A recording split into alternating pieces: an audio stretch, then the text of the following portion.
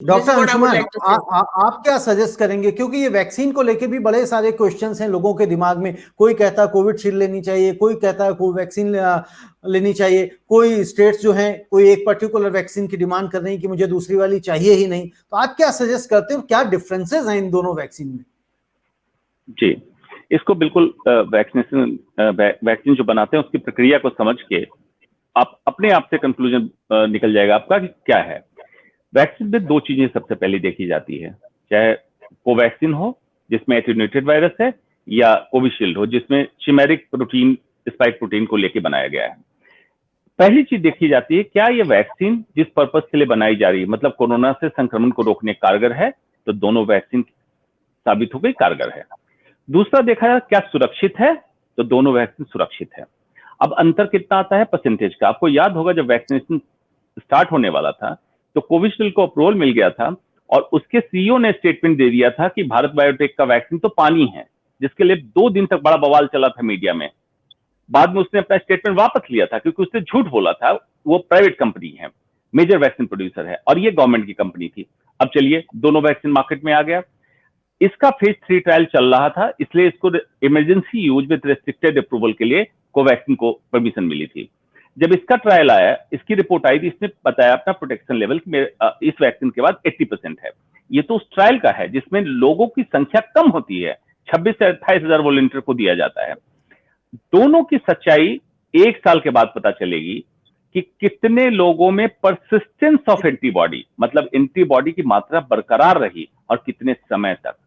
अगर ये एंटीबॉडी 3 महीने में 6 महीने में डाउन हो गया तो दोनों वैक्सीन नाकारगर है, बहुत शॉर्ट टर्म के लिए फायदा किया। डॉक्टर सुरेना ने जैसे कहा, बूस्टर डोज का ड्यूरेशन बिल्कुल आगे होना चाहिए। इस पर रिसर्च भी, शोध पेपर भी आ गए हैं। वो बूस्टर डोज 4 हफ्ते से ज्यादा हो तो इफेक्टिविटी वैक्सीन की बढ़ेगी। बूस्टर का नाम ही होता है कि बूस्ट कर देना, सिग्नल को एम्पलीफाई करना। तो इसलिए इंपॉर्टेंट है वैक्सीन लेना। कौन सा वैक्सीन ले रहे हैं ये अभी उतना इंपॉर्टेंट नहीं है, अभी जो अवेलेबल है उसको आप लगवाएं। जो अवेलेबल है वो लगवा ली जाए, बिल्कुल इंपॉर्टेंट नहीं है कि कौन सी वैक्सीन लेना है। डॉक्टर अंशुमान, एक क्वेश्चन और मैं करना चाहूंगा आपसे।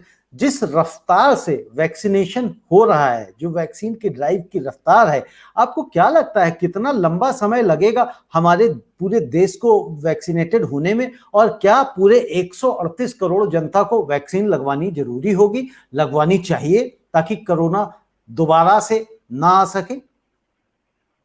जी, देखिए वैक्सीन की जो स्पीड है वैक्सीनेशन की बहुत स्लो है। उसका कारण समझिए कि आपको जो भी लोग पार्टी में बैठे लोग बताएंगे, वो बताएंगे कि इंडिया एक दिन में वर्ल्ड में हाईएस्ट नंबर वैक्सीनेशन किया।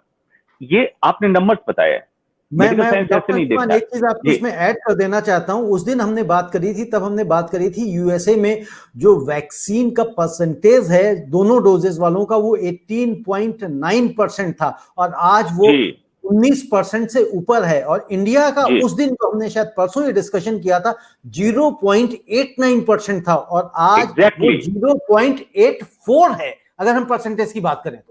एग्जैक्टली तो अब मैं इसी पॉइंट पे आ रहा था। आपको डिसाइड करना परसेंटेज ऑफ पॉपुलेशन कि कितनी आबादी, अगर मान लीजिए 135 138 करोड़ की आबादी हिंदुस्तान की है, तो कितने परसेंट आबादी को वैक्सीनेशन दोनों डोज लग गई। और इस स्पीड को हम, उसमें इंडिया 12वें नंबर पे है, 12वें पैदान पे है, पहले नंबर पे नहीं है। बाकी कंट्री हमसे ज्यादा स्पीड से वैक्सीन लगा रहे हैं और ज्यादा लोगों को उन्होंने प्रोटेक्ट कर लिया है। इंडिया अभी पीछे है। पर डे वैक्सीन अब ज्यादा लगा रहे हैं, तो वो ये भी तो देखिए हमारी आबादी कितनी है। अगर इसी रफ्तार से लगाया तो आप वैक्सीनेशन करते करते पूरा साल लगा देंगे, तब भी सभी लोगों को नहीं। तो करना क्या है आपको, डिमांड जिसकी तरह है आपको सप्लाई बढ़ानी पड़ेगी। 2 वैक्सीन इंडिया में अवेलेबल है, उनका मैन्युफैक्चरिंग प्लांट सप्लाई बढ़े, वैक्सीन सप्लाई करें। और लगता है सफिशिएंट नहीं है तो डिप्लोमेसी, वैक्सीन डिप्लोमेसी के तहत इंडिया से वैक्सीन बाहर जा रही थी, उसको रोक दीजिए। क्योंकि अमेरिका ने भी बहुत सारे कंज्यूमेबल्स को इंडिया भेजने से या बाहर भेजने से रोका था, क्योंकि अपने यहाँ उनकी जरूरत बढ़ गई थी।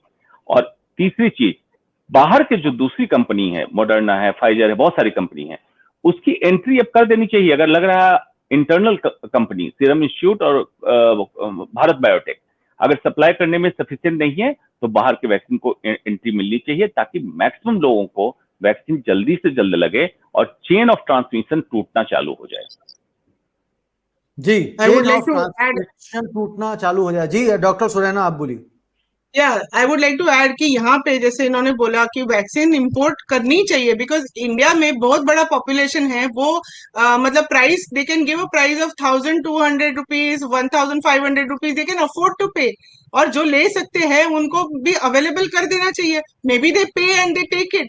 सी ultimately everybody should take it somehow और the other, that is most important, this is what I feel.